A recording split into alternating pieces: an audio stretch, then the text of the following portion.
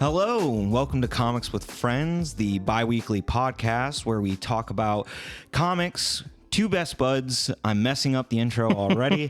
It's been a while since I've done it, but I'm here with my co-host, Ethan. How you doing, buddy? I'm doing really good. Don't worry. It's okay to mess up. We're already kind of ways in, and if people are listening, hopefully they already kind of know the shtick, you know? But I guess if you're new, we are two best buds. We read comics. We talk about what we liked, what we didn't like, and we definitely try and tell some jokes along the way. Yeah, not always successfully, but we do tell jokes. Which is kind of in line with what we're reading today. Yeah. With Deadpool, you know, Merc with the mouth. But yeah. Now, Deadpool is very interesting. He's kind of a blind spot for me. I don't read Deadpool. I have. This is the first Deadpool comic I've ever read. If that tells you anything, like the first solo Deadpool comic. Yeah, I have a couple issues of some Deadpool that I read forever ago. Whenever we went to that like Comic-Con, the comic convention in Louisville. Yep. And that's the only like Deadpool comic. Like, obviously, we've both seen the movies. Yeah. Now, I actually do really like the Deadpool movies. Yeah, I think they're well done. I am not a fan of the character, though. I'm hit or miss on the character. I think he's a character you can mess up super easily. Yeah. Which, as much as I like Ryan Reynolds' interpretation of Deadpool, I think there can be a time at times where it's like, okay, and I get it's kind of part of its character, but it's like, okay, now he's just saying bullshit to say bullshit. Yeah. It's not like actually funny. It's just kind of zany and out of pocket, which kind of makes sense. But I think you have to be real careful with it. And I find with like the comics, at least with this, I was like, I didn't really have any moments that I was like, oh, that's hilarious. But I also didn't have moments where I was like, that's cringe. I think it was done well enough. Yeah, I completely agree. That it was okay. Like, I thought there was a couple moments that actually made me chuckle. Yeah. And I was like, oh, okay, they did a good job right there. I mean, being upfront, I liked this story. I liked it too. I mean, did it blow my socks off? No, but it felt like a Deadpool story. Yeah, it felt good. Like, I had fun. But I didn't really think about it after the fact. Yeah, like, that's true. It's not like it didn't really stay with me longer than maybe like an hour. I did just realize maybe we should tell people the story we're covering. Oh, it's Deadpool Suicide Kings by Mike Benson and drawn by Carlo Barberi, I think, or Barberi. I think that's how you pronounce his last name. I do apologize for messing that up. I did think the art was really good in this. Yeah, I thought the art was good too. Thought the art was really, really good. It felt Deadpool to me. It did. I have very mixed emotions on this story. Just not that it was bad or anything, but I just like it felt Deadpool, but at the same time it just was like it was okay. Like that's really all I can say. It's like it was okay. It didn't get me to be like, man, I need to read more Deadpool and stuff. I was like, okay, that was a thing I did. Yeah. I read it. I enjoyed myself. Yeah, I feel the same way where like I'm not going to seek out Deadpool. We are covering this book because Deadpool is getting a movie pretty soon. Yeah. And so we kind of wanted to, cover something that people might be interested in. Because of course this Deadpool movie is going to get people interested in figuring out, more about the character. Yeah. And I feel like this is a good, like, if you want to just read something quick, you could read this and you know the character. Little bit of history, just, based off the character, not really about the story. So Deadpool is an X-Men character. Of course, he is the Merc with the mouth. His first appearance was in New Mutants 98. I believe it was December 1990. He was introduced as a villain. He was actually, the issue wasn't even about him. It was the introduction of another character named Gideon. And in the same issue, Deadpool was introduced, and he outshined Gideon in every single way possible. And he was kind of just dealt with expeditiously. Yeah. Like he wasn't really like supposed to stick around for a while, but people really liked that design. Mm-hmm. And he came back almost immediately because New Mutants lasted for 100 issues. Mm-hmm. And then they started, New Mutants turned into X-Force. That's when Cable took Right. over the team. Okay. Like officially. And you had characters like Cable, Domino, Shatterstar, Cannonball, those characters, the ones that are known for being a part of Yeah, X-Force. I was now. gonna say when I think Deadpool, like X-Force is usually what comes to mind. Right, first. because he does eventually become a member of X-Force. Yeah. He came back again at the beginning of the X-Force run by Rob Liefeld. Rob Liefeld is the person who created Deadpool. And he was also a villain in that. And after his stint in X-Force, I believe it was around 20 issues that he was in it, he got his own solo series called Circle Chase, which we were going to cover for the show, but there is so much backstory that I was like, Mason's not going to fucking understand anything in this story. He had a sequel series called Sins of the Past. That's where we get our first look of what Deadpool actually looks like. Yeah. Wade Wilson. And yeah, he's had such a big history ever since. Like he's in almost anything X-Men related. Yeah. He's very synonymous with characters like Wolverine because he gets some of his powers from Wolverine. And yeah, he's just a parody character because he is a parody of Slade Wilson, Yeah. who is Deathstroke in DC. Mm-hmm. And he's just a very comedic character. I mean, and that's really all the history I have because I'm not huge into Deadpool as a character. No, I mean, like, I think for the most part, a lot of people, especially again with like the Ryan Reynolds movies, really have a basis of the character for the most part. Like, I think the movies cover pretty well kind of his condition. Yeah. You know? Yeah, because he had terminal cancer. Yeah. And he joined the Weapon X project to cure that, essentially. Yeah.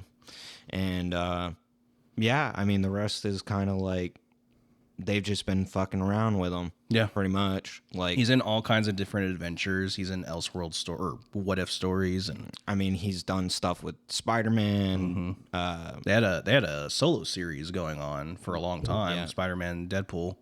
I mean, which was really popular. What was it? Spectacular Spider-Man, I think, the animated show. Mm-hmm. They had Deadpool in there as well to like riff with. Obviously, it was like the PG version of him, so it kind of comes off a little more annoying rather than like humorous. Yeah, but they had him in there, so it's like he's kind of. I wouldn't say he's like a top of the leaderboard character, but he's around. You've definitely fucking seen him. Right. Like they're always going to promote Deadpool. Yeah. So he's for the edgy teenagers, 100%. Yeah. So I guess we should get into Suicide Kings. It's a 5-part miniseries. We open up the story with Deadpool in a warehouse just surrounded by dead dudes. Yep. And we get... See, I always thought this was just the video game. I didn't know Deadpool had voices in his head that actually talked to him. Oh, I knew that. Yeah. You know, they're always kind of talking to each other and talking some real shit, all that kind of stuff. And the voices are like, "Come on, you know you want to say it, Deadpool." And Deadpool goes, "Is there a doctor in the house?" And that's like the opening of the fucking story. Honestly, the like thought, like the voices in his head were probably the funniest part of this little run. Though it like you said earlier, there was a couple times you had like some actual chuckles. Those are like the moments is with those voices in his head rather than like what actually Deadpool is saying. Yeah. So we take a flashback. We go back.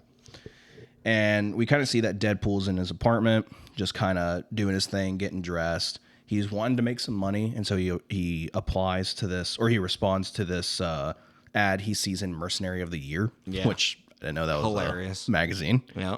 And he ends up going to this warehouse called Vito's, and we immediately jump to, the moment at the beginning because it's very quick. And he walks up, he sees other mercenaries who responded to the ad. and they instantly just start trying to fucking kill him. Yeah, they interact with each other, and like one of them's like, "Oh, I know who you are," and everything, and is like gassing Deadpool up a little bit, and then immediately pulls a knife and tries to. Which to me, it's like, well, if you know who the fuck Deadpool, Why would you try? Why would you do that? Why would you try? Yeah, They all just get fucked up. oh, instantly. So he kills all these dudes, and we immediately get introduced to this blonde-haired, blue-eyed, or brown-haired, blue-eyed. I don't know if he's blonde or He's brown. brown-haired. He's a Justin Bieber looking. Yeah, Fuckhead. and he's the guy that put out the ad. And Deadpool's like, start talking, or I'm gonna fucking put a bullet in you. Yeah. He's like, I'm done. I'm not gonna play games. I want money, and you don't got it. And he's instantly, the guy's about to fucking shit his pants. He's like begging for his life. Yeah, and then he's like gassing Deadpool up, being like, I just wanted to see you like do your thing. They were only supposed to, these other guys were only supposed to rough you up a little bit. Yeah. And everything. And Deadpool, the entire time the dude's talking, he's just like, you owe me money. Like, fucking explain yourself. Yeah, because the ad was for $200,000, and the kid's like, I'm rich. My dad's loaded with money. He we can pay you $500,000. Yeah. And Deadpool's like, no, I'm just gonna kill you and leave. And then the guy's like, I owe this bookie, a real bad guy. I owe him a lot of money. He's gonna kill my family if I don't take care of him or pay him back. And Deadpool's like, not my problem. And the guy's like, okay, $500,000 to start, and then $500,000 when you finish. Yeah. And then Deadpool's like, you know what? That sounds great. And then he's thinking like, well, if this kid's dad's rich, why don't I do the job, get paid, and then kidnap him and get ransom for it? Yeah. He's just some son of a bitch. Like, Deadpool is fucking funny. And Deadpool agrees. He's like, fine, I'll do the job. And I think he says, I just have one question for you. And he's like, where do I buy where would one buy a hippity hops in bulk? Yeah, which are the little bouncy ball things, because he has this flashback with a bunch of girls riding them and stuff, or not flashback, like an image. Yeah, he's an image. What he's gonna do with all the money? Yeah, he's like, $1 million is a lot of money. So later that night in Harlem, he's on his way back to, he's going to the location of where this bookie is supposed to be at. Mm-hmm. He gets there and he's like, oh, this ain't good. Yeah. And then just the building explodes. And a shit ton of people die. Yeah. And Deadpool is like, well, I'm glad I survived because I've got super fucking healing. Yeah. And then he sees a dude run out on fire screaming, and he's like, don't worry, I'll put you out. And before he even finishes the sentence, he's like, oh, you're dead.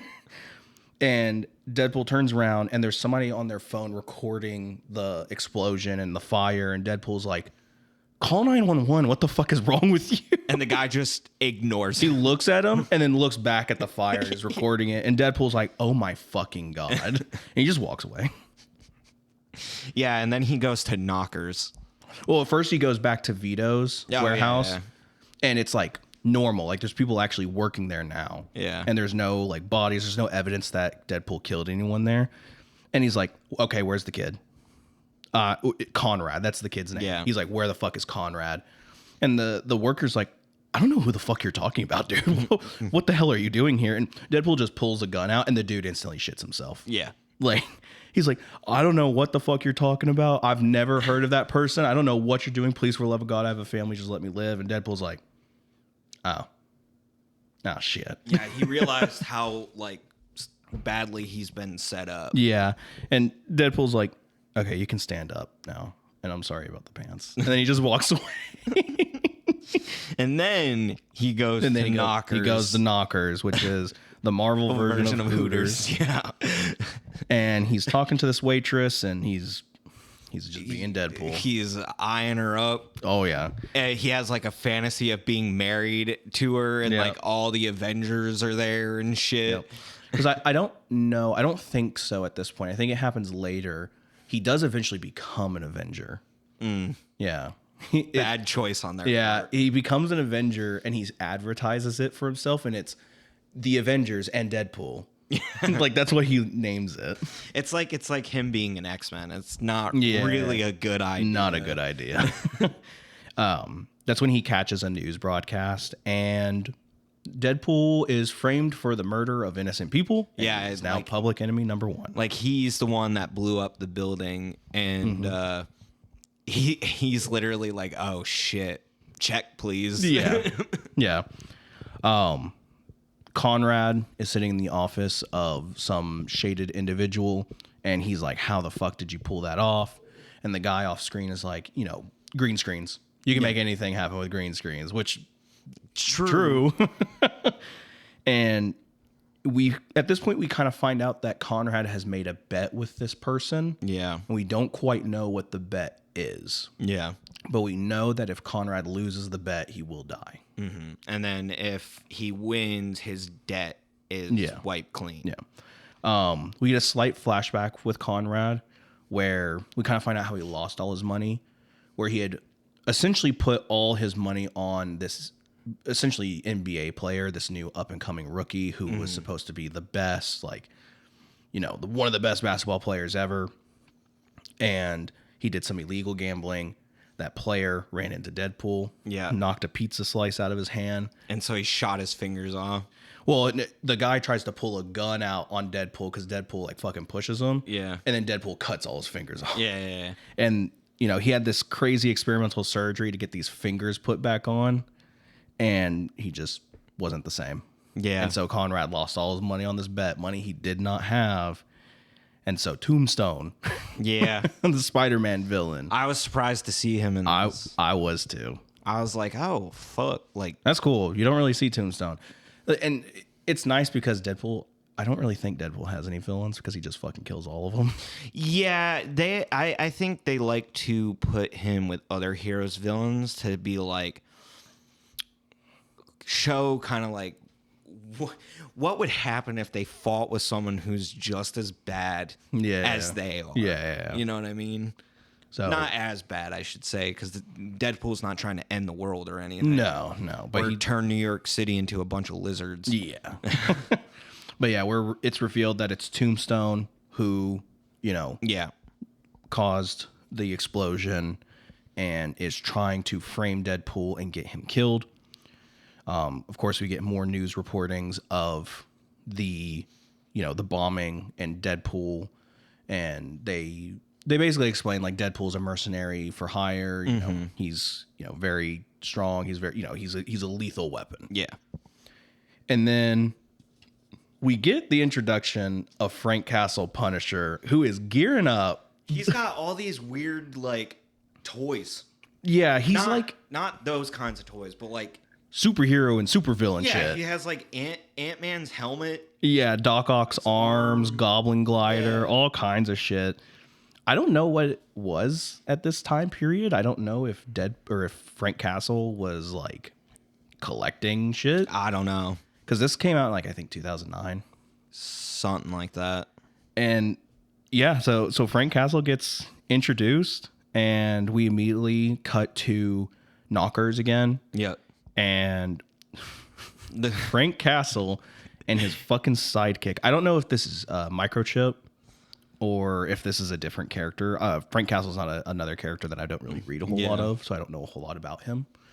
But Frank Castle and basically his guy in the chair have like these awful disguises. Yeah, they're supposed to be like government FBI agents.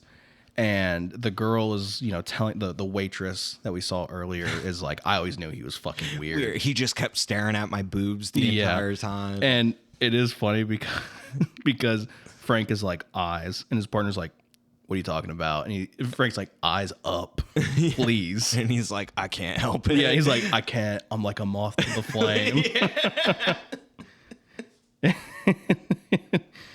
And Frank's like, why don't you take a picture? And the guy's like, trust me, I got eyeballs on both targets. And then Frank like steers the conversation back to, they're like, did he leave any kind of like way to get a hold of him and stuff? And she's like, yeah, he drew this really creepy picture of me and him and then wrote his phone number down like as if I'm ever gonna call him. Yeah. And so Frank is like, oh, thank God. And he's like, do you remember where you put it? She's like, yeah, I think I do. And then it cuts to them digging in the diving. trash. Yeah. Yeah, dumpster diving in the alley. Yep. They find it. They take off their disguises and get the fuck out of there. Yeah, Frank rips off that poor fake mustache. Yeah. It looks so bad. Fucking, they get to Wade's apartment and they see a pizza delivery guy because I guess they've tapped into his phones, and so they know he ordered pizza. And this delivery guy is starting to walk up, and Frank's like, "I'll give you $1,000 for that get up and the pizza." Yeah. And the next time we see Frank, he's knocking on the door with the get up. He's so I was like, how Frank, you're this spec ops guy. How is it you're gonna just rock up with just the like overcoat and the hat, but you're like spandex pants and boots, your tactical white boots, are still you showing. You have a very distinct look, Frank. And, like, so it's like either. Well, Deadpool is kind of an idiot. Yeah. Because he lets Frank in, still talking to him like he's the pizza guy. And he's like, "Man, you are fucking jacked." It's like, "Oh my God, you are built." And that's when he sees, because you can kind of see a reflection in like a candy jar. Like Wade sees Frank take off the outfit and pulling out a gun. And so, he's instantly, he eats the jar right to Frank, and they instantly start duking it out. And there is something I really like about this comic, where whenever Deadpool gets into a fight with someone, you see how Deadpool sees them. And so he sees Frank as like a Grim Reaper type character, like you would see out of D&D or something like that. He mentions the artist Frank Frazetta. Yeah. Who's really famous for like some like oil paintings, like fantasy oil paintings, I have stuff like that. I have a few pieces of clothing that he's done, because he did a collab with a D&D clothing line that we both used to love, Death Saves. Yeah, unfortunately they're not selling, at least last I knew they were not selling clothes anymore. Yeah. But he's very good artist, very talented, and I have a few of his pieces in clothing form, and I'd love to own a piece of actual art for the game room. Yeah. But that shit's expensive. Yeah. But so like you were saying, he imagines them a certain way. And I've noticed, I don't know if you noticed, I think kind of like a gag of it is that when he sees them a certain way, he kind of fights them in that way. Yeah. Like when he's imagining them like this, he's kind of like this more like rough and tumble, like kind of like basic fighting style. But then like kind of jumping ahead, at another time he imagines him like a matador. Yeah, so he literally like charges at him like a bull and stuff like that. And then another time he imagines him like a Ronin samurai, and then fights him. Like it's really cool. It's interesting. Yeah. So the fight starts, and Frank pulls out this gun and instantly just shoots a hole right through Wade's fucking head. Yeah. Like right through the eye. Yeah. And Wade's like, that doesn't feel good. And he's like, all right, I'm gonna leave now. He cuts the gun in half, and then Frank reveals one of his Doc Ock arms. Yeah. Just a single one. Now, I don't know if this is supposed to be like a Doc Ock arm, because it's very stylized and it has like a hand at the end of it. I think it's a version of like maybe he got a hold of one of Doc Ock's arms somehow and just modified it, or like based it off the design. Because I mean, you have, like you said, he has like goblins, like glider and bombs and shit like that. So I think it's kind of like he's going this fight fire with fire kind of mentality. Yeah. Fucking Frank grabs a hold of him, pushes him through the ceiling, and Deadpool's like, "Oh, hey Miss Jansen, I'm gonna be a little bit late on rent." and then he's like, "I always wondered where that fish smell was coming from in the hallway." And then he immediately gets yanked out again and thrown out a window. I think he's able to get free of the Doc Ock arm, and he's gonna fall down into an alleyway, but Frank catches him with a whiplash whip and shocks the shit out of him. Yeah. Like, Wade just gets the ever living shit beat out of him in but this he can't fight. die, so like Yeah. The thing is that I've noticed in all his fights, like he's skilled, but because he knows he can't die, he takes risks. Yeah, well, and he just kind of doesn't give a shit. Yeah. Like I'm gonna I can't die. You can. So like, I'll take this bullet to the dome just so I can like fucking kick you in the chest. Right. Deadpool is able to kind of get the upper hand on Frank just a little bit, and he pulls Frank out with him. Frank gets knocked out. Deadpool does not kill him, which I do like. It shows a level of like, yes, Deadpool's not a superhero, but he's also not a fucking monster. Yeah. Like, he's not going to just kill people. He kills for money. He's not going to kill for free necessarily. And Deadpool, he limps his ass away because he is all kinds of fucked up. And then we see a shadowed individual who is basically watching the whole fight from the rooftops. And that is when Frank runs into an old friend. I don't remember her name. Give me just a second. I think her name is like... Frank or Deadpool? Or Deadpool, sorry. Did I say Frank? I'm sorry. He runs into this girl named Outlaw. Outlaw, that's it. I have no idea who that is. I believe she's from his... Because at one point, they renamed Deadpool to Agent X, and he worked for the government. I believe she is from the Agent X period of his comic run. Yeah. She's not... I don't think she's used a whole lot, but she is a character who, like, is an ally to Deadpool. Yeah. So he shows up to her apartment, and the fucking little text boxes is like sweet throwback tea because she's obviously like a very attractive woman. She's in her underwear with a shirt on. It says Giants, and they make a comment of like the shirt's so ironic because she has huge boobs. Yeah. And, you know, the typical Deadpool humor. Yeah. She lets him in, and he's like passing out, and he's like using her as a pillow. And he's like, I'm sorry, I'm dripping eyeball on your carpet. And he's like, it's like floating on clouds. And at one point when she's like checking on him and he's looking at her, he sees her as one of the Golden Girls. Yeah. That is so fucking funny.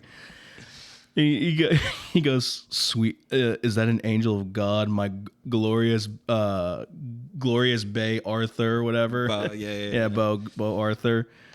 And then you hear Deadpool's phone go off, which is who let the dogs out. Yep. Outlaw answers it, and Frank instantly knows where Deadpool is now. Yep. We cut to Tombstone and Conrad having a conversation. And Tombstone, you know, he essentially explains to Conrad, like, hey, you know, people who don't pay me back, you know, they don't really last long after that. And he's like feeding these massive pigs. Yeah. Like he explains that they were normal pigs. He found them. And then they had gotten into some like radioactive sewage and stuff like that. And they had turned into these giant, grotesque, like demon pigs. And they now eat flesh. And he feeds a dude alive to them. And he puts a tracker on Conrad and says, like, you try to leave town, I'll know where you go. Like, don't try and skip out on this bet. Yeah. Cut to the next day. Wade is basically fully healed. And Outlaw is, you know, telling him, hey, you can stay here as long as my apartment doesn't get wrecked. And he's like, oh, trust me, it'll be fine. Like, nothing's going to happen. And then Frank instantly shows up and cuts off Deadpool's arm. And that's when we see him as the Matador. Because he cuts both of Wade's arms off. And he charges at him. And Frank absolutely just fucks him up, knocks him down. And he's about to kill Deadpool. Or at least, you know, land a pretty heavy blow. Yeah. And then he gets clunk. He gets knocked out. He gets hit in the back of the head. And that's where Deadpool, he sits up and he says, go on, you know you want to say it. And Daredevil shows up and he says, you look like you could use a hand. Yeah, because he's missing the arm and everything. Yeah. Deadpool, we cut to a little bit further in the future. I'm assuming it's like a day or two has passed now. Yeah. And Deadpool goes to Mercenary of the Year. Yeah. Like the actual office building. Yeah, the magazine and stuff. Mm-hmm. And he meets with the editor-in-chief who basically published the Veto's ad because he wants to figure out who actually posted it. And the dude is like playing Call of Duty Nazi Zombies or something like that. Like he is just like not into his job. And Deadpool is like, "Oh, are you playing that fucking game? I don't know what it's actually." Yeah, he's like, "Are you playing COD Zombies?" And he's like, "I'm playing the second one." And Deadpool's essentially like, "Okay, enough of this bullshit. I need you to tell me what's going on. Like, who posted that ad?" And the guy's like, "I'm not gonna tell you shit. Yeah. I don't give out names. Like, that's not my job." That would literally ruin my business if I did that. Yeah, and Deadpool's like, "Okay, well, you have one of two choices. You can tell me the name, or I can string you up by your balls, and then I'll get the name." Yeah. Deadpool's like full on like, "I'm gonna torture you." And then the guy's like still not gonna do it. And when they were talking, when he was like, "Are you playing COD Zombies?" The guy's like, "Yeah, I can't get past this certain round or whatever." Yeah. And after threatening him to string him up by his balls, he's like, "You know what? I tell you what, I get you past this point to like help you beat the game. Then you tell me." He's like, "Deal." Yeah, instantly like, go for it. And like Deadpool's playing it, and he's like, "You know what, Mr. Deadpool, I'll get those files for you right now." Yeah. And Daredevil and Deadpool are on this rooftop talking. They have a guy with him. I don't know who that is. I'm not sure who that is either. It's like knockoff Jim Gordon. Yeah, I don't know if it's supposed to be Foggy Nelson. It might be. Just because I don't read a whole lot of Daredevil, so he hands him this envelope and says the guy paid in cash. There's just this envelope, and Daredevil says like the envelope's made of 100% cotton paper. There's an embossed crest stamped on it, and Deadpool's like, "You can feel that? Yeah, you must be really popular with the ladies." And essentially, Deadpool's buddy is like, "Oh, there's the person whose crest this belongs to is John O'Shea." And that they're essentially like one of the oldest and richest families in New York, and they've been in power for like as long as like the Kennedys. Yeah. Essentially. And Matt Murdock is like, "Okay, well, we'll start there." Yeah. They're like, "Does he have a son?" And yeah. he's like, yeah, he does. I believe so. Yeah. And Deadpool's like, "Cool. I know. We found him. We found him." And Daredevil's like, "Do not kill them. Do not kill this guy. Like, if you're going to work with me, we are not killing people." And then they go back to Deadpool's apartment, I think. Yeah, it's his apartment. And then as soon as they get there, Frank's right there. Yeah, Frank's still there. Like, he knows where Deadpool lives. Yeah. And they go back, and then I guess because now Frank knows that he's kind of working with Daredevil, he throws or uses like a sonic weapon, which immediately like takes out Daredevil. Like, he's no longer in the fight. Yeah. I will say, before he gets taken out, Deadpool does ask Daredevil, like, "Why are you helping me?" Like, like, you have no reason to help me. And in fact, like, I kill people. Like, you're against killing. And Daredevil's like, "Because I know you're innocent." Because earlier in his fight with Frank, he tried telling Frank, like, "I didn't do it. Like, I'm being set up." And Frank is, one of those people that's like, "Yeah, that's what they all say." Yeah, basically. Like, all criminals are liars. Yeah. Kind of shit. And obviously, Daredevil, he can tell if somebody's telling a lie because he can hear your heart rate. And he's like, he's not lying. Yeah. He's telling the truth. And so that's why he wants to help Deadpool. He wants to find who actually killed those people. Not because he actually likes Deadpool, but just because innocent people did die. And so he's like... He wants to get the real people. Yeah, he wants them to be brought to justice. Yeah. So yeah, Frank, like you said, Frank takes him out. That's when we see Frank is using a weapon from, I believe, the Reaper, which I believe is I don't know who that is, like, villain-wise, but he is a Marvel villain. It's like a scythe thing on his hand. I don't know why Frank uses so many different weapons in this. And he has yet to pull out a gun. Really. Like an actual gun. Yeah. He does eventually pull one out. Just not to use on Deadpool. No, he uses on Deadpool. We'll see in a little bit. Yeah. So they have another fight in the alleyway. That's when Daredevil pulls up and is like, "Look, I can hear his heart rate. Yeah. Like, he's not fucking lying. Stop trying to kill the poor motherfucker." Like, yeah. And Frank is just not having it. And they hear police sirens, and Daredevil's like, we gotta go. Like we can't sit here and try and convince him.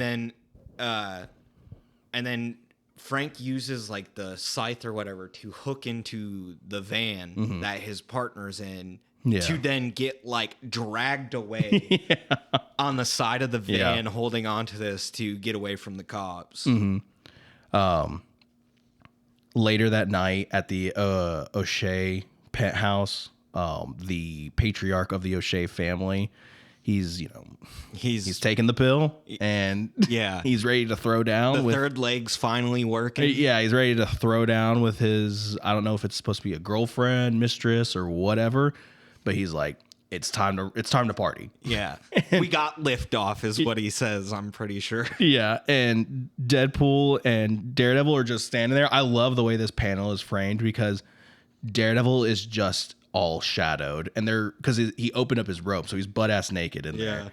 And Daredevil is just like fully shadowed. You can't see his face, so it's just like a level of like shame. It's like he's like disappointed. The dad instantly knows that his son fucked up. Oh, yeah. Yeah, he's like, what did my son do? And they give him the whole spiel of like exactly what we already know. Yeah. And Deadpool's like, your son is a fucking piece of shit. Yeah. And when I get him, I'm going to fucking kill him. And Papa O'Shea is like, if you lay a hand on my boy, like, I am friends with every major like form of power and government in New York. Yeah. I will bring the full extent of the law down on you. But to be fair, he was also like, now if you have concrete evidence that he did it, you bring it to me and I'll handle it. Yeah. Which I like that. Yeah. I think that's kind of cool for a character who really doesn't do a whole lot in the story. Yeah, but it, like, also it's kind of like that mafia mentality of like, we handle our business. But it's like, at least he's not like to just cause problems in the story, to be like I'll fucking hunt you down and all this shit, when obviously his fucking son's a dumbass picking fights, with an unkillable fucking mercenary and owing a fucking pale ass gangster. Yeah. Which I didn't know that Tombstone, because I thought Tombstone was like a mutate. No, he's just albino. Because they say he's African American. Yeah, he's like an albino African American. Yeah. I didn't know that. Yeah, no, he's just a normal dude. His power isn't that he's white. Isn't he kind of like Luke Cage, where he's kind of got some he can't feel pain. That's his thing. No, well, in this, I'm not 100% sure if it's consistent, but in this, Tombstone says my skin is as hard as diamonds. So I'm essentially invulnerable. Okay. So he is kind of like Luke Cage. Yeah. In the past, I think it's been where he can take damage. It's hard to give him damage. Like, he's still tough. Yeah. But he doesn't feel pain. That's why I'm not sure how consistent he is. Yeah. I don't know Tombstone well as a character. Yeah. So. I don't know how consistent his power is in comics, but like, I'm pretty sure I've heard in the past, like you said, it's like he can't feel pain. Yeah. And that kind of what leads to him almost being like invulnerable. Like, he's still taking damage. He's still tough, but like he'll take damage. But he can't die. Yeah, but in this, he's just like, my skin is hard as diamond. Yeah. So I'm practically invulnerable. Because that comes into play later at the end. Yeah. So yeah, Tombstone's playing golf. And I say he's playing golf. He's not actually playing golf. They're like in a ditch, and he's using a golf club to bash into people who I guess have double crossed him or wronged him in some way. Or owe him money. Yeah, it is. It's kind of brutal. It's fucking brutal, dude. I was like, because in the past, I've seen Tombstone, and he's like kind of like a put together mafia guy. Yeah, he's like your classic mafia character. Yeah, like he'll get his hands dirty, but that's if his men have failed him. Yeah. You know what I mean? Yeah. He doesn't get involved. He's not like a Green Goblin or like a Electro type character. So I was kind of surprised to see him kind of like be a little deranged in this. Yeah. I mean, between him like feeding these pigs, like and like having these crazed pigs as like pets, and then also this scene, I'm like, wow, maybe it's because it's Deadpool and he's crazy. They wanted to make the villain seem kind of unhinged too. Yeah. So he makes Conrad like basically clean this shit up. Yeah. And Conrad's like, I want to die. Like, this is fucking crazy. And Deadpool and Daredevil are trying to get some information on where Tombstone is. Of course, they're getting nowhere. They eventually do find somebody who, you know, knows where Tombstone is, and they interrogate him to figure it out. Deadpool goes to Outlaw's temporary hotel room, and she turns into Mike Tyson and punches the shit out of him.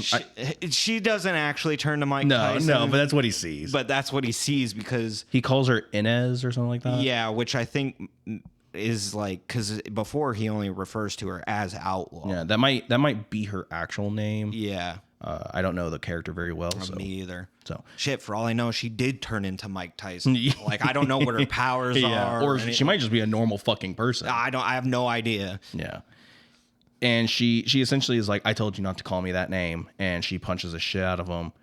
And she's like, look, because of you, I lost my apartment. I lost my nice ass couch. Yeah, she's like, I'm not even mad about the apartment. I just bought that couch and it was a nice couch. Yeah.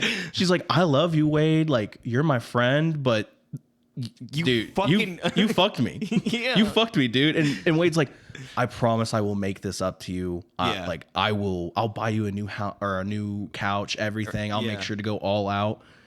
And she's like, okay, fine. Because I think he's trying to like stay with her again, like sleep there. And Deadpool's looking out the window and he sees somebody spying on him. And Deadpool pulls out his gun and he's like, I'm sorry about the hotel. He fucking like, shoots it. He's like, did you put a deposit down? Yeah, and he shoots the window out and jumps the fuck out of the window. And she's just like, you could have opened it. You could have just opened the fucking window, asshole. And Deadpool chases this dude down onto the roof, and he's like, all right, you're going to need to tell me everything you know, or I'm going to fucking kill you right now. And that's when our boy, Spidey, shows up, and he webs the dude up, and he's like, you know, I heard you had a little bit of a run-in. You're having a little bit of issues. And they, you know, Deadpool and Spidey are talking to each other, and Deadpool is like, you know, I'm innocent, Spider-Man. I didn't do anything wrong. And Spider-Man's like, yeah, I've heard that one before. And as he's like Deadpool's trying to be like, I swear. He goes, I'm in a, and then his head just fucking explodes. Yeah. I guess I misremembered. He doesn't actually use a gun. He uses like a fucking. It's a crossbow. It's like a high-tech crossbow. I don't know, but it blows his fucking head apart mid-sentence talking to Spider-Man. Yeah. So Frank Castle just blows Deadpool's head up, and then the next time we see Deadpool, he's in like a dream sequence that's like Wizard of Oz. Yeah. And like fucking Spider-Man's the Scarecrow, and Daredevil's the fucking Cowardly Lion, and Frank's the Tin Man. And you see people from the Lollipop Guild like showing up, and then fucking Frank pulls out a fucking like AK or like a AR-15. Like an AR-15. Pops him. Yeah. And Deadpool's like, no.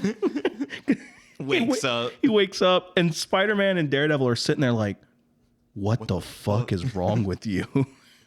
And he's like, Frank was the Tin Man, and he killed people from the Lollipop Guild. And Spider-Man and Daredevil are like, oh my god, yeah, this guy's fucking what the crazy. Fuck? What have we gotten ourselves into? Because they both want to prove his innocence. Yeah, and essentially, I think they're going to split up. And at first it's Daredevil's going to go do his own thing, and he tells Spider-Man and Deadpool to like partner up and like go check on. They're just going to go check like different like locations for Tombstone, and he's like, you two go check these names. I'm going to check these names or whatever. And then Spider-Man and Deadpool kind of are like quipping at each other. And like Deadpool pulls out a second mask, and Spider-Man's like, with that face, I'm not surprised you carry spare masks around and everything. And they're having like mini quip off, you know, and like quoting movies and everything like that. And then Daredevil just walks back over. He's like, okay, I think all three of us should split up. Like we can't. I can't do this. Yeah. And I put in my notes, I was like, honestly, this Daredevil, Deadpool, Spider-Man combo, I didn't know like I needed. Yeah, I would like to see a series with these three. I was like, it's actually pretty good. Yeah. Where it's like, you get the straight cop, like kind of goofy cop type deal. It's like Daredevil's the only straight cop, and then Deadpool and Spider-Man are like fucking goofballs. It's like Daredevil's the dad, and this is like a road trip. Yeah. And Spider-Man and Deadpool are like two brothers. Yeah. And you're like, I will turn this car around if you don't stop goofing off. Yeah. So Tombstone, he's talking with this hooded individual. I have no idea who it is. I don't know if this is the Hood. I don't see why it would be, because the Hood is like just a normal like kind of gangster. I mean, with supernatural powers. He never. This character is never named. He's never named, and he doesn't show up again. Yeah, so I don't. This might be a character we're just not familiar with in Marvel. But Tombstone's talking to this guy, and he gives him a briefcase full of fucking heads. Yeah, being like, I killed all these people. And when Tombstone gets back into his car, we find out that Conrad tried to kill the fucking limo driver. Yeah. Failed miserably. And that's basically it for that scene. Frank and his guy in the chair find out that Deadpool's at a strip club. Deadpool's at the strip club, just like talking to himself, talking to people. He's like, whoa, like verbally, he's like, whoa. And then both voices in his head at the same time are like, whoa, as well as he's looking into the strip club. Yeah, he's having conversations with himself. He's talking out loud. People are staring at him. And he notices, because there's like mirrors lined across the wall, he sees Frank approaching him. And so they just instantly start duking it the fuck out. And he sees Frank as like a demon at one point. It's like very quick. You see him as like a devil or whatever. Yeah. And oh my God, this fight's kind of brutal, because they start just smashing themselves into like fucking the ground, breaking the ground. Fucking Frank catches Deadpool's head and bites his nose off, spits it out.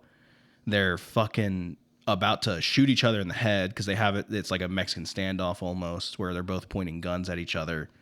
And Deadpool's like, I didn't do it. Yeah. Like, I am an innocent man. Like, I didn't kill people. And like, I don't kill people. And then Frank's partner is finally like, hey, I believe him. Yeah. Well, he says like, I can hear his heart rate. He's not. But they won't believe Daredevil. Yeah, it's like, Frank, you've worked with Daredevil. Yeah. Like, you both work in the same city, basically. You don't think with his hearing he heard Deadpool's heart rate already? Like, why is it... Like, you're friends with Daredevil. Yeah, like, what the fuck? Why would you not trust... Plus, Daredevil has a really strict, like...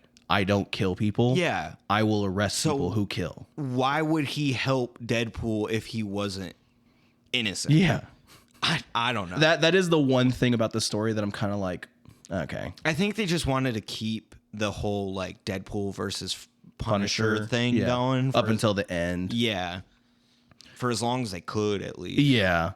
So they find out, or they basically come to the realization like, oh shit, Deadpool is innocent. And so Frank reluctantly joins like the Deadpool squad. Yeah. And Deadpool pulls out another spare mask. Yeah, he's got all these spare masks. And they find the one thug who knows where Tombstone's hideout is, who's got like, he looks like Tupac. I'm sorry, this thug, I don't know if you've like zoomed into it, but he looks like Tupac. A little bit. So they ask him like, Deadpool shoots him in the foot. Yeah, they ask him. The guy's like, I don't know nothing. And Frank's partner's like, I can hear his heart rate. He's lying. And so Deadpool's like, that's all I needed. Fucking shoots him in the foot. I put in my notes, I was like, Punisher and Deadpool creased this man's Jordans. Yeah, for real. And he spills the fucking beans. He tells them where Tombstone is. They show up to Tombstone's fucking warehouse where he keeps all his pigs and shit. Yeah. And they just start blasting. Like legitimately, they just start like Tombstone 6 his men on them. And Frank, I'm guessing he has a shotgun attached. It's a grenade launcher. Is it a grenade? So he just shoots like a fucking... He shoots the grenade launcher. It obviously doesn't explode. Yeah. But it fucking like blows the dude's back out. Yeah, he's gone. He's fucking dead. And they're fighting. Tombstone is making his escape on a motorcycle. So Deadpool, he finds a motorcycle with a fucking American flag on it, and he starts fucking zooming. Yeah. And he's singing. Yeah, he's singing, and he eventually gets caught up in some exhaust. And like he can't see anymore, and so Spider-Man swings in and saves him because he almost runs straight in, even though he can't die. Yeah, it's like and like everyone knows who Deadpool is, like they're his powers. Yeah, so I mean I don't know. I guess it would take time for him to regenerate. Yeah, I guess so. Know? They need him. Yeah. So they basically track him down to like a dock, a shipping dock, or like a construction site of some kind, and that's where we find out that Tombstone has employed the help of the Wrecking Crew, who I don't think the Wrecking Crew are Spider-Man villains. I think they're just general villains. Like they don't belong to a specific character. I don't know. I do because I have it in this part of my notes. I did want to say I it's part of the art, but I really do like Spider-Man's design in this. I do too. I don't know, because there's some angles that look a little odd to me where his neck looks really big. Like he's compared to his head. Like he's just fucking jacked. Now, don't get me wrong, Spider-Man is, like, compared to me, he is jacked.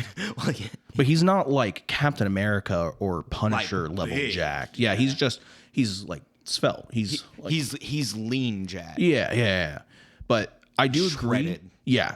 I do agree. I like the Spider-Man design. I think like the suit. I love the suit. Yeah, but I do think the neck portion of his design throws me off just a little bit. Yeah, but it's just him. It doesn't bother me with Daredevil or Deadpool, and they're kind of drawn in the same body type. I don't know. I don't know. I put it in my notes. I was like, I like his design in here. Like, yeah, I like that the blue's like almost kind of like a darker blue, so it almost looks a little black. Yeah. I think the red looks really good. Like, I just like the design. Like, it's his standard suit, but like, I don't know, the way they do it in here, it looks really good. Yeah. I agree. I like it, and I love the role that Spider-Man plays in this, where it's like. It's funny because Deadpool keeps throwing out these quips and these fucking one-liners and movie references, and Spider-Man kind of has this moment of realization of like, oh my God, I've been an asshole my entire career. Yeah, he's like, I'm just annoying, I realize I am an annoying individual. Like, I annoy the shit out of every one of my coworkers. But then at some point, he must like rationalize it.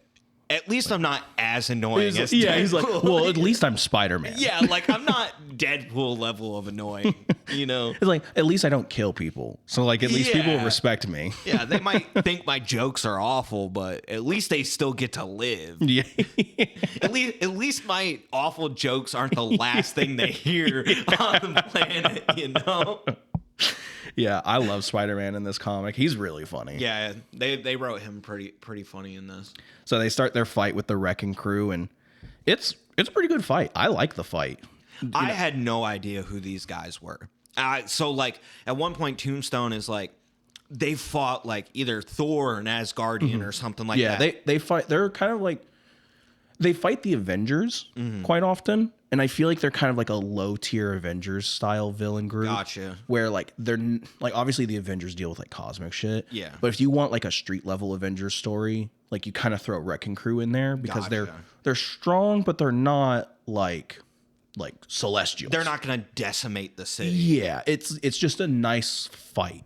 Yeah. I also think they're good like defender villains where it's like you can have some street level heroes fight these guys and it doesn't seem unrealistic. Right. Like there's that like underdog aspect because these guys have fought with the Avengers, but it's not like crazy levels. Yeah. It's not like the Defenders fighting fucking Thanos or right. some shit like that. So I think Wrecking Crew's a cool group, even though I'm not familiar with, them as characters. I mean, like, it's cool. How am I trying to phrase it?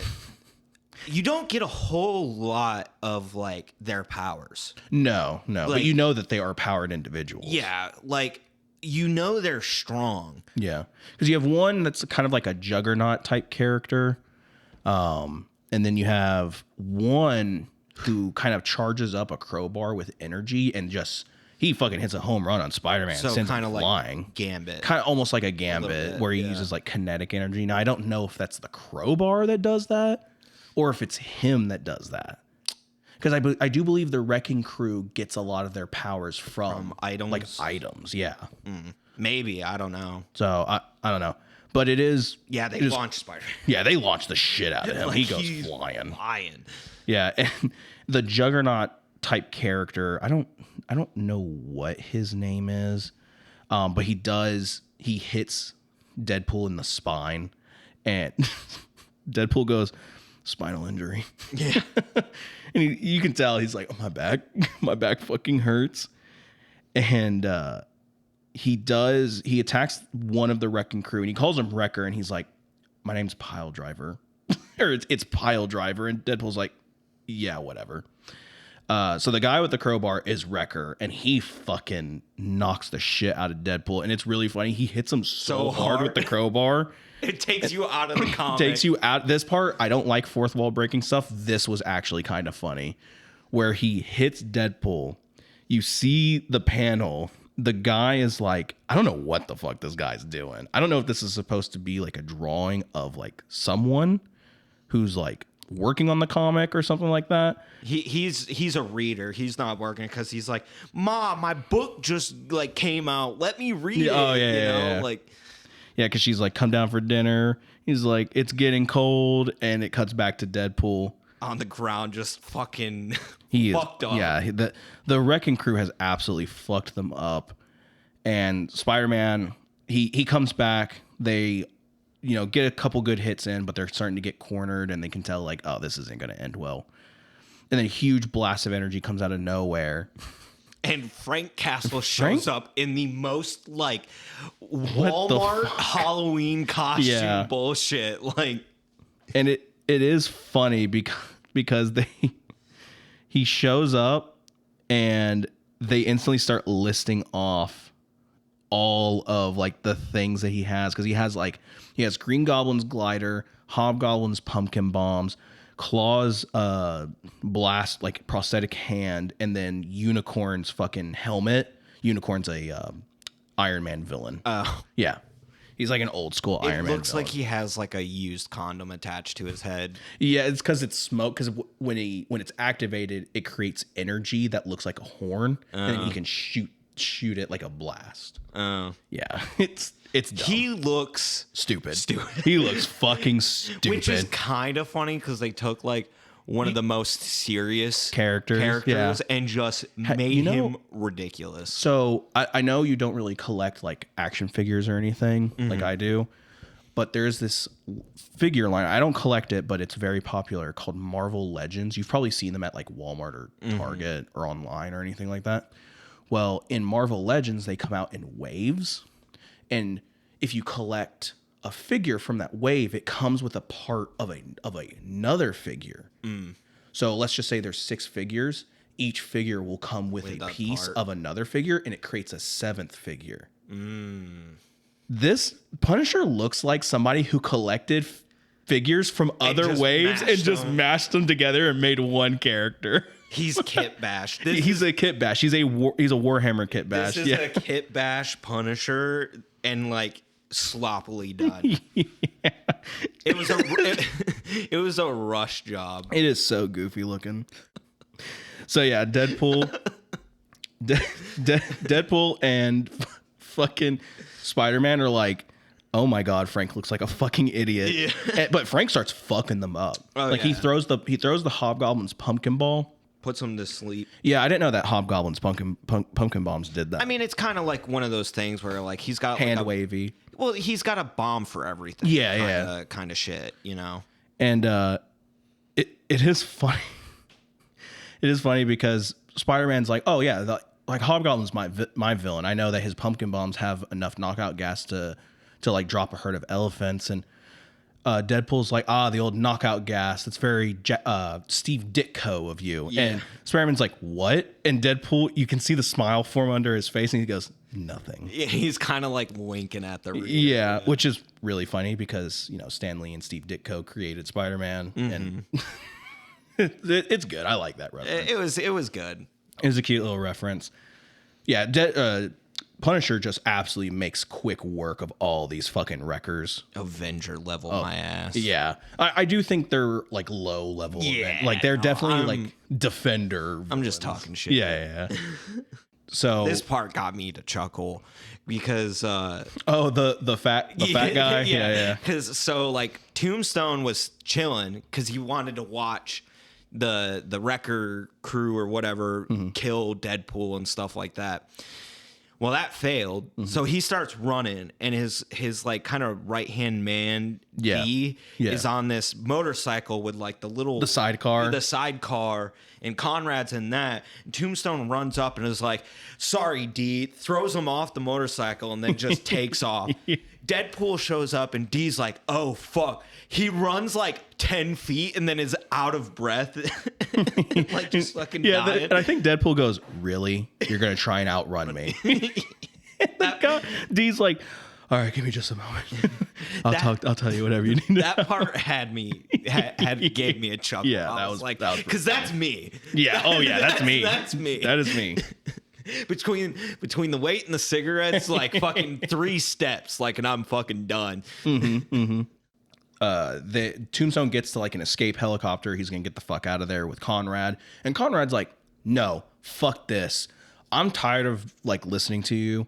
I'm tired of running away from Deadpool. I think you're just trying to run out of our bet because you're a little bitch. Yeah. And it causes Tombstone to turn around and go, excuse me? Hey, what did you just say? and Conrad's like, do it. Fucking shoot me. Kill me.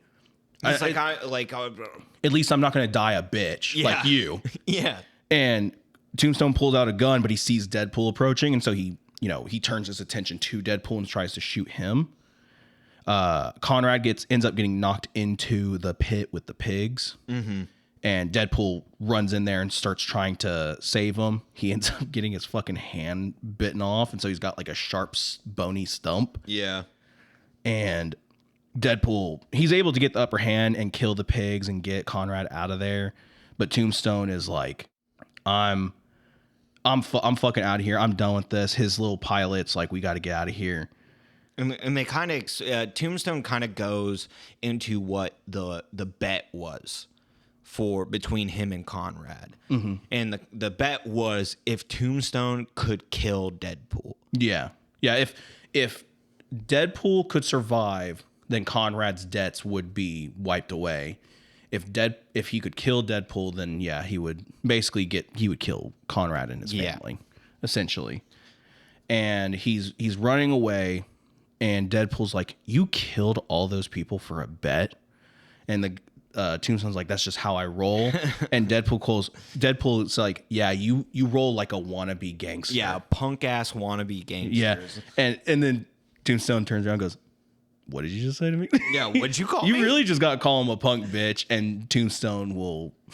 You got his undivided attention. He's like, "What'd you call me?" And Deadpool gives like, "Did I stutter?" Like energy. A punk ass little bitch gangsta. And they start fighting, and it's fucking funny because fucking he sees Tombstone as like a 70s like kung fu like fucking master, like a Kill Bill type deal. Kill Bill or like Enter the Dragon. Oh yeah, like, it's fucking funny. He's got like this fro that's like got a ponytail. Yeah. Like you said, it's like a 70s depiction. Yeah. And which is hilarious. And he's like in a stance and everything. Oh yeah, it's great. But then you have the real Tombstone who's just this shit brick house. Yeah, this shit brick house in a suit and tie. Yeah. It's just kind of he starts ragdolling Wade. Oh, he starts beating the absolute fucking brakes off him. That's where he makes the comment of like, my skin is as hard as diamond. Like you're not going to be able to hurt me. And he starts fucking Deadpool up. He like Deadpool tries to headbutt him, doesn't work. And he's about to, I don't know what he's about to do to Deadpool. He like drags him. Yeah, I think he's going to throw him off the building or something I think like that. he's going to take him to like actually murder him because he thinks he's won. And I understand that Tombstone's like, he's technically like of color, but because he's albino, he's like super pale. Yeah. And it just made me kind of like crack up a little bit because he looks at Conrad and he's like, just the cracker that I was looking for. And I wanted to be like, but you're whiter than him. Oh, wait, no, you're not. So yeah, he's dragging Deadpool and he's about to finish him off. And that's when Deadpool trips him up. And he's like, you mentioned that your skin was as hard as diamond, but your eyeballs are probably still squishy and you're not gonna be able to block this. And he's about to like stab him in the eye with like the bone that's protruding out of his wrist. And he stops, like right at the last second. And Tombstone's like, I'll give you whatever you want, money, fame, power, whatever you want. And Deadpool's just like, I want a confession.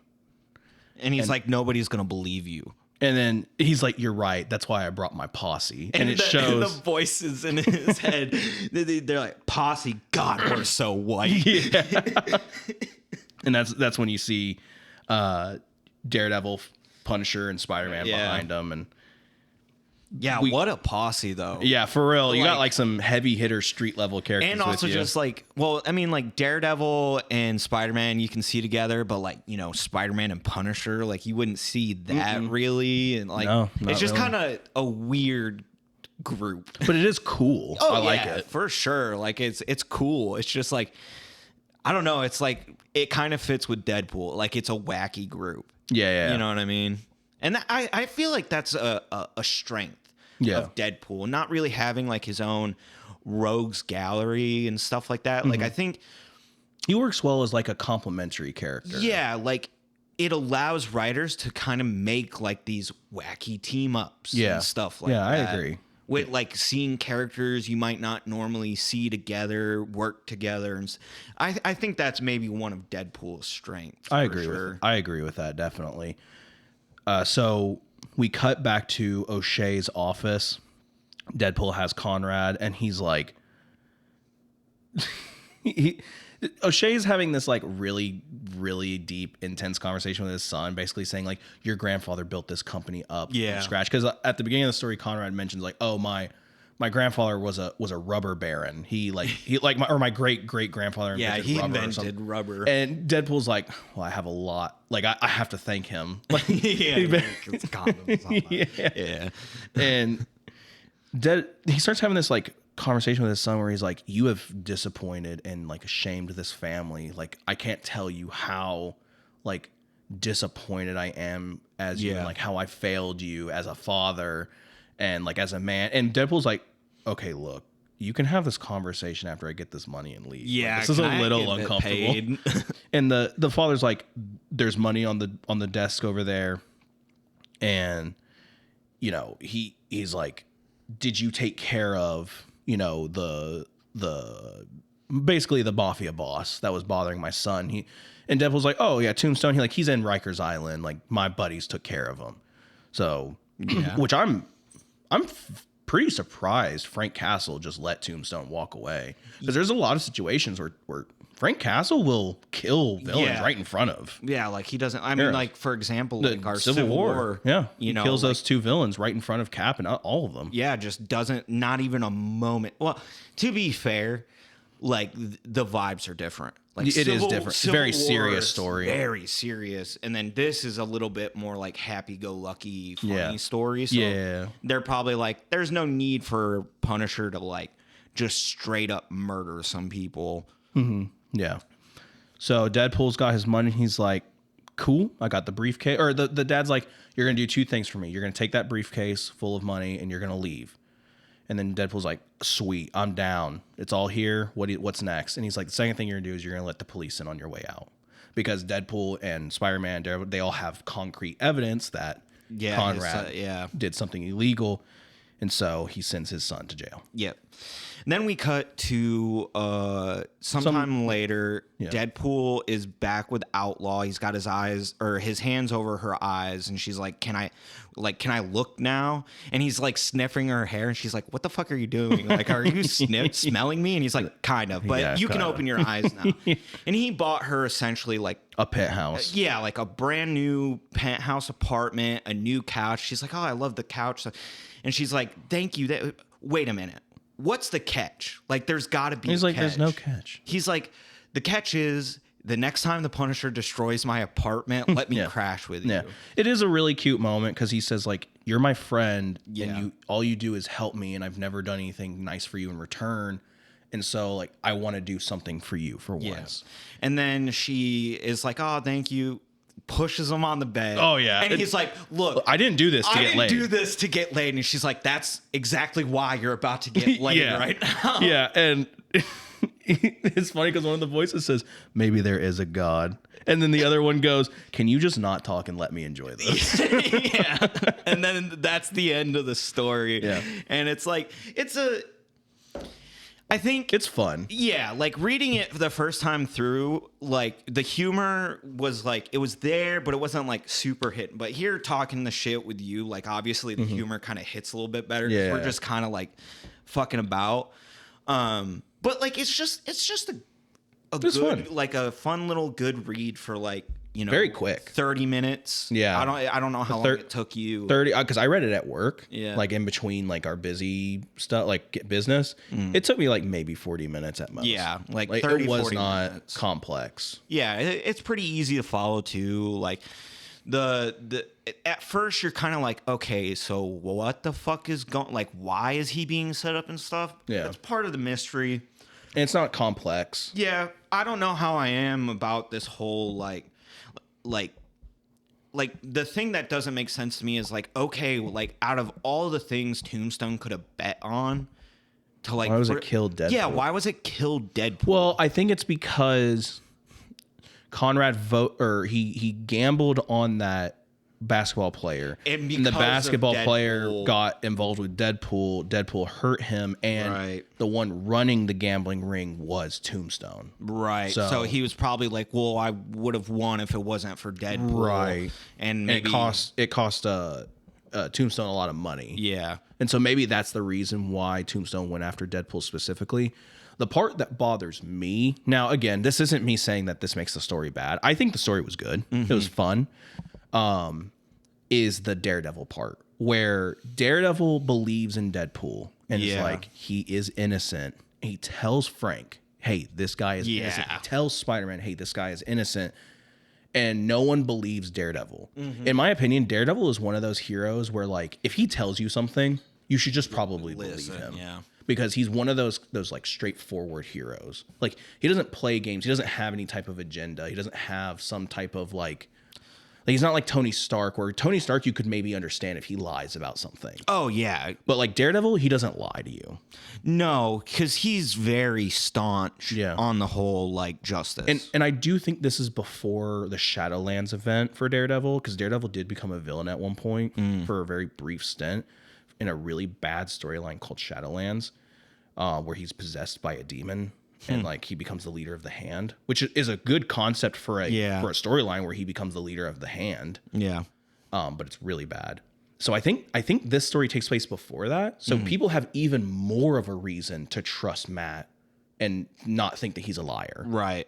And also just if you know his superpowers, his which they power do. set. Like everyone knows Daredevil's That's why when we were going over it, I was like, why does it take Frank, his partner, telling him, "Hey, I heard his heartbeat." Yeah, which they didn't have that before. Yeah. When the story started. Yeah, well, like why wouldn't have you? Like it was only after Daredevil got involved. I understand that Frank's kind of like one track mind, like, but he trusts Daredevil. Yeah. That's the reason why he doesn't like get involved in Hell's Kitchen anymore. Is because it's like Daredevil knows what he's doing. Right.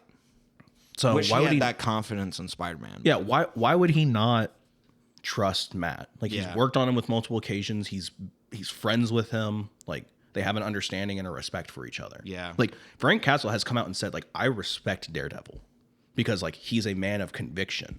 While I don't agree with his method of like reforming people. Like, I do agree with him as a man, like, and as a, like, we're both in this community together. Yeah. Frank Castle's not a superhero. He's something, all right. A murderer. Yeah. But I mean, all's well that ends well. Deadpool gets his money. Yeah. Gets the girl.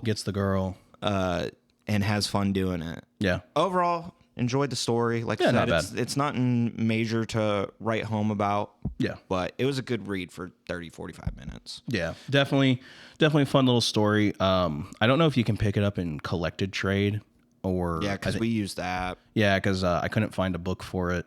I believe you can only get it in single issues. You can read it on the Marvel Unlimited app, and it's, you can just type in the name and it'll pop up right there. And yeah, it's a very quick read, very fun. Yeah, that's really all I have to say about it. I mean, yeah, there's not much else to really go on. No major philosophical tangents or anything like that. Pretty cut and dry.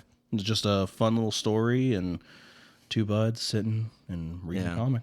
I guess the only takeaway is you might get the girl if you don't expect to get something from the girl. Yeah. That's the only... And you buy her a penthouse apartment. Yeah, buy her a penthouse apartment and a really nice couch. That's the only takeaway you can get from Deadpool. Yep. But yeah, that's all I got. You want an outro out? Sure. Let's hope I don't butcher it like I did the intro, but we'll make it work.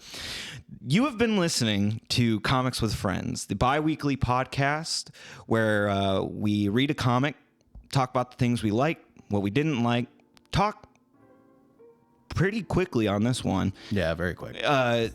Tell some jokes that are possibly funny. Hopefully we're about as funny as Deadpool is. I have a feeling that that's up for interpretation, but I've been here with my best buddy Ethan, so I hope we catch you on the next episode. Bye-bye. Bye-bye.